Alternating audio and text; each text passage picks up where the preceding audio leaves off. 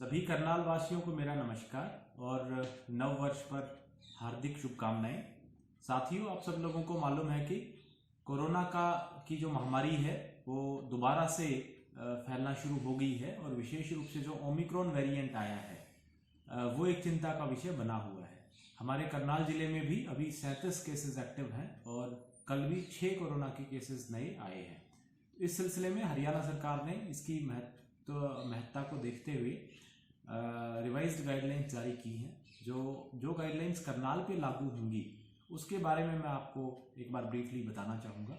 एक तो ये है कि जितने भी हमारे सरकारी दफ्तर हैं, इसके अलावा प्राइवेट एस्टेब्लिशमेंट्स भी हैं, चाहे होटल्स हैं, रेस्टोरेंट्स हैं, अनाज मंडी है, सब्जी मंडी है, डिपार्टमेंटल स्टोर्स हैं, आपके राशन शॉप्स हैं, लिकर शॉप्स हैं, हर जगह पे सिर्फ जो फुल्ली वैक्सीनेटेड लोग हैं वही अलाउड होंगे।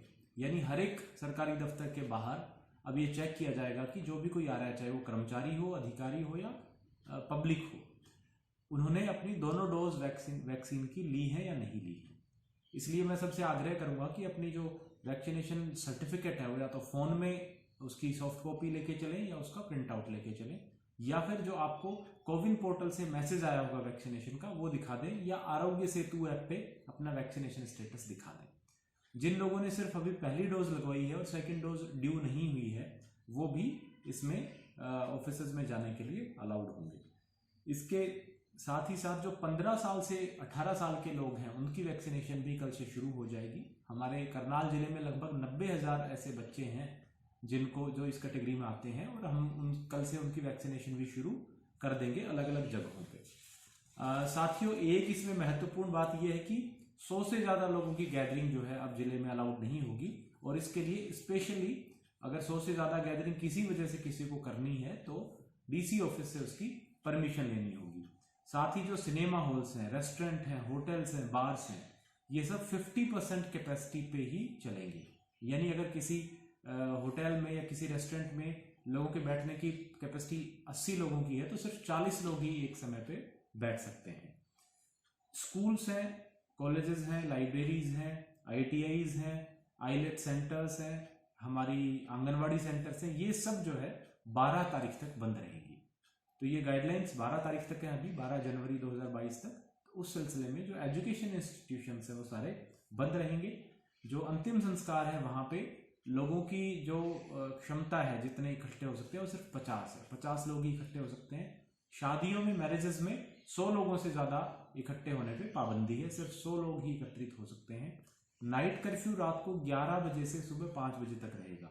उस दौरान किसी भी तरह की गैदरिंग और मूवमेंट, अननेसेसरी मूवमेंट पे पाबंदी है और अगर इस तरह की मूवमेंट मिलती है तो उस पर कार्रवाई की जाएगी। अगर कोई इंडिविजुअल वायलेशन करता हुआ पाया जाता है तो 500 रुपये का चालान होगा।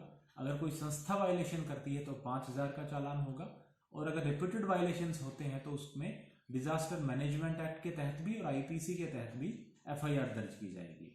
एक चीज़ मैं और स्पष्ट करूं कि प्रशासन ने सभी रेस्टोरेंट्स, ढाबा, होटल्स एसोसिएशंस के साथ बैठक करके, इंडस्ट्रियल एसोसिएशंस हैं, केमिस्ट एसोसिएशंस हैं, इन सब से हमारी बात हुई है और हमने कहा है कि no service no mask, no mask no service. अगर आपने मास्क नहीं पहना है तो आपको सर्विस नहीं मिलेगी। इसी प्रकार से नो वैक्सीनेशन नो सर्विस, अगर वैक्सीनेशन नहीं कराया तो आपको सर्विस नहीं मिलेगी।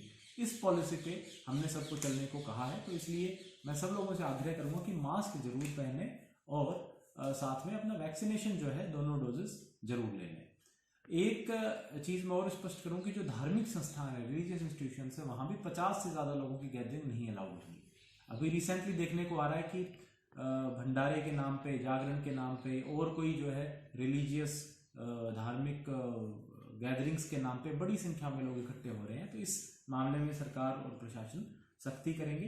तो मेरी सब लोगों से आग्रह रहेगा कि जो गाइडलाइंस बताई गई हैं इनका पालन करें ताकि हम संभावित जो तीसरी वेव है कोरोना की, इससे बच सकें। आप सबका बहुत बहुत धन्यवाद।